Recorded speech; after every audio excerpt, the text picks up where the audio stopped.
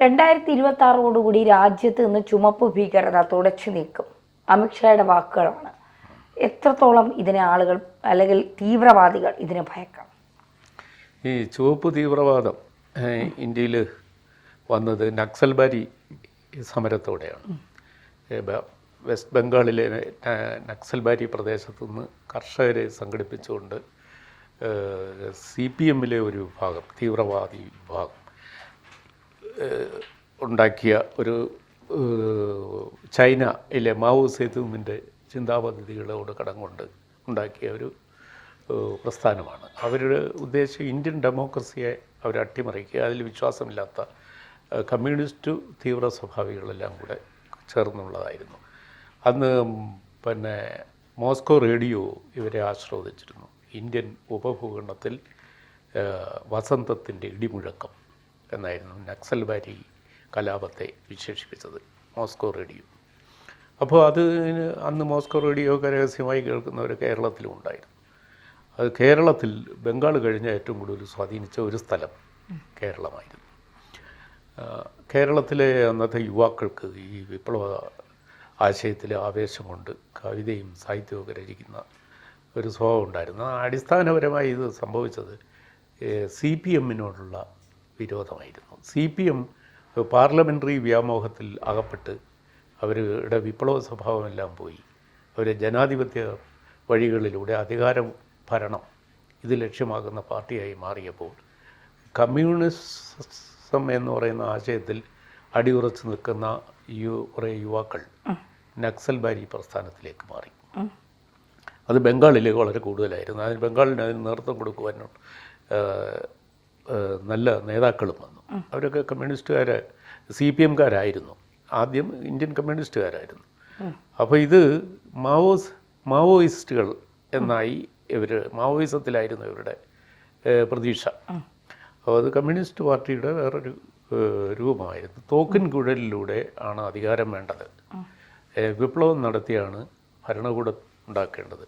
അത് തൊഴിലാളികളുടെയും കർഷകരുടെയും ചെറുകിട കർഷകരുടെയും വർക്കിംഗ് ക്ലാസ് പ്രോളറ്റേറിയറ്റ് എന്ന് പറയുന്ന അടിസ്ഥാന വർഗത്തിൻ്റെ ഭരണകൂടം ഉണ്ടാക്കുക എന്ന കമ്മ്യൂണിസ്റ്റ് ആശയത്തിൽ അടിയുറച്ചു നിൽക്കുന്നവർ അതിനുവേണ്ടി വിപ്ലവ പ്രവർത്തനങ്ങൾ നടത്തണമെന്നും ആഗ്രഹിക്കുന്നവരുടെ ഒരു പ്രസ്ഥാനമായി ഇത് രൂപപ്പെട്ടു.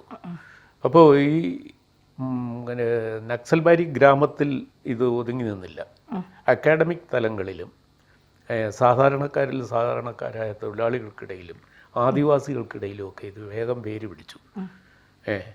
ഇത് ശ്രീകാകുളം, ആന്ധ്രാപ്രദേശിലെ ശ്രീകാകുളത്തേക്ക് പടർന്നു.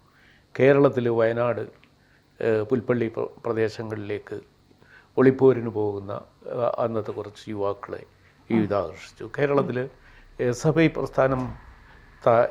പ്രസ്ഥാനം തകർന്ന് ഈ പിണറായി വിജയനും ഒക്കെ നയിച്ച അവരൊക്കെ വിദ്യാർത്ഥി രാഷ്ട്രീയത്തിലേക്ക് വരുന്ന കാലത്തായിരുന്നു ഇത്. 1960കളിലും 70കളിലുമാണ് ഈ പ്രസ്ഥാനം ഉണ്ടാകുന്നത് ഇന്ത്യയിൽ. ഇത്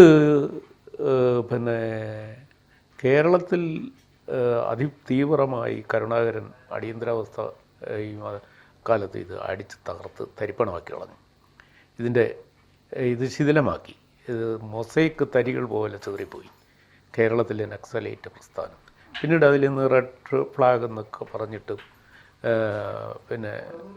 അഴിമതി വിരുദ്ധ പ്രസ്ഥാനങ്ങളൊക്കെ ഉണ്ടായെങ്കിലും അതൊന്നും വേര് പിടിച്ചില്ല. ഇപ്പോൾ അങ്ങനെ ഒരു കാര്യമായി മാവോയിസ്റ്റുകൾ ഉണ്ടോ എന്ന് തന്നെ നമ്മൾ ഭൂതക്കണ്ണാടി വെച്ച് നോക്കണം. കാരണം കിഴക്കൻ സഹ്യപർവ്വത നിരകളിലെ വനാന്തരങ്ങളിലൊക്കെ അതിർത്തി പ്രദേശങ്ങളിലൊക്കെ ചെറിയ തോതിൽ ഉണ്ട് എന്ന് പറയുന്നു. പക്ഷേ ബീഹാർ, ആന്ധ്രാപ്രദേശ്, ജാർഖണ്ഡ്, ഉത്തരാഖണ്ഡ് ആ പുതിയ സംസ്ഥാനങ്ങളൊക്കെ രൂപീകരിച്ച മേഖലകളിൽ ഖനി തൊഴിലാളികൾക്കിടയിൽ ഇത് ശക്തി പ്രാപിച്ചു. അത് ഖനികൾ ഭരിക്കുന്നത് ഇതിൻ്റെ ചില റിംഗ് ലീഡേഴ്സായി മാറി. അവർ ഈ ഖനനത്തിനെത്തുന്ന കമ്പനികളിൽ നിന്ന് വൻ തുക കൈക്കൂലി പറ്റിയും വിരട്ടിയും ഭയപ്പെടുത്തിയും ആദിവാസികളെ സംഘടിപ്പിച്ച് യൂണിഫോം അണിയിച്ച് നിർത്തി ഭീഷണിപ്പെടുത്തി പണം പിരിക്കുന്ന ഒരു പ്രസ്ഥാനമായിട്ട് ഇത് മാറി. പക്ഷേ ഇന്ത്യയിൽ കമ്മ്യൂണിസ്റ്റ് പാർട്ടിക്ക് സ്വാധീനം ഉണ്ടാക്കുന്നതിനേക്കാൾ കൂടുതൽ പാവപ്പെട്ട മനുഷ്യർക്കിടയിൽ ഈ ചെങ്കൊടിക്ക് സ്വാധീനമുണ്ടായത് മാവോയിസ്റ്റുകളിലൂടെയാണ്.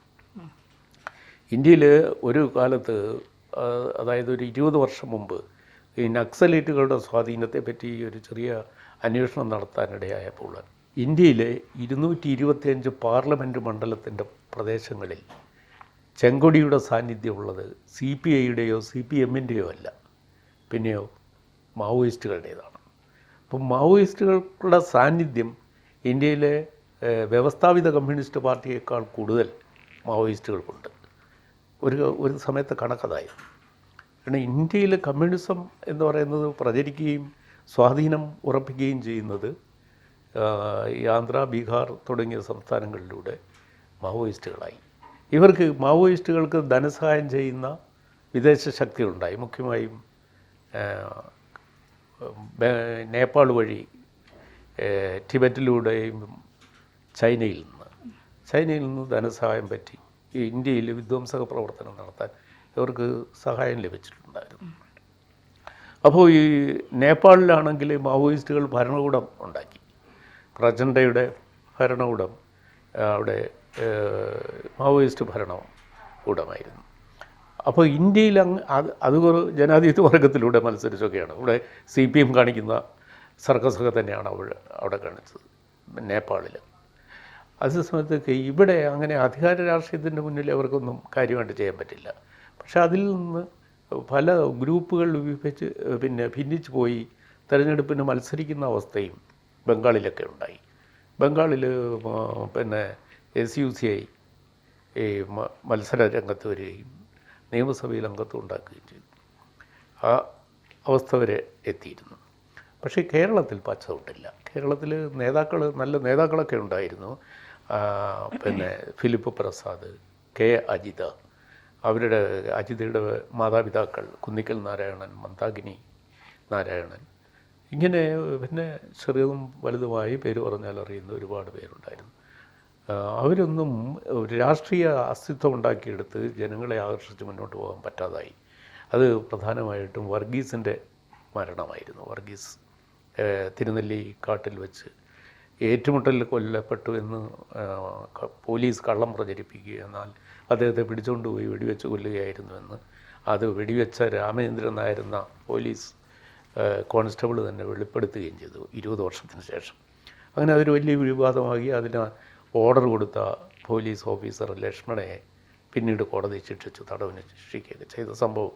അതാണ് നക്സലേറ്റ് പ്രസ്ഥാനത്തെക്കുറിച്ച് പിന്നെ കേരളത്തിൽ പ്രചരിച്ച ഇത്തരം കാര്യങ്ങളാണ്. അതേസമയം കേരളത്തിലെ കവിതയിലും സാഹിത്യത്തിലും ഈ റെഡ് തീവ്രവാദം പതുക്കെ തലനീട്ടി വന്നിരുന്നു. കഥ എഴുതിയ M. Sukumaran, UP Jayaraj, KG Sankara Pillai, Sachidanandan തുടങ്ങിയ കവികളും കഥാകാരന്മാരുമൊക്കെ നക്സലേറ്റ്, തീവ്രവാദ, കമ്മ്യൂണിസ്റ്റ്, മാവോയിസ്റ്റ് ആശയം സാഹിത്യത്തിലൂടെ പ്രചരിപ്പിക്കാൻ ശ്രമിച്ച ആളുകളാണ്. അതും അവരുടെയും കാലം കഴിഞ്ഞ് അവർ വേറെ സൗന്ദര്യ കാവ്യവസ്തുക്കൾ അന്വേഷിച്ച് പോകുന്ന ഒരവസ്ഥ ഉണ്ടായി. അങ്ങനെ കേരളത്തിൽ എല്ലാ അർത്ഥത്തിലും ഇത് ഒരു മൃതപ്രായമാണ് ഈ തീവ്രവാദ പ്രസ്ഥാനം, റെഡ് എക്സ്ട്രീമിസം. പക്ഷേ നേരത്തെ ഞാൻ പറഞ്ഞതുപോലെ ഈ ധനം അപഹരിക്കുന്ന ചൂഷണ സംഘടനയായി മാവോയിസം ബീഹാറും ആന്ധ്ര പോലെയുള്ള സ്ഥലങ്ങളിൽ ഇപ്പോഴും ഉണ്ട്. അതിനെ അസ്തമിപ്പിക്കും എന്നാണ് അമിത്ഷാ പറയുന്നത്. അത് അത്യാവശ്യമാണ്. കാരണം അവർ പ്രവർത്തിക്കുന്നത് ഇന്ത്യാവിരുദ്ധ പ്രവർത്തനങ്ങളാണ്. അതിന് വിദേശ സഹായങ്ങളുണ്ട്. അത് അവസാനിപ്പിക്കേണ്ട കാലം അതിക്രമിച്ചു.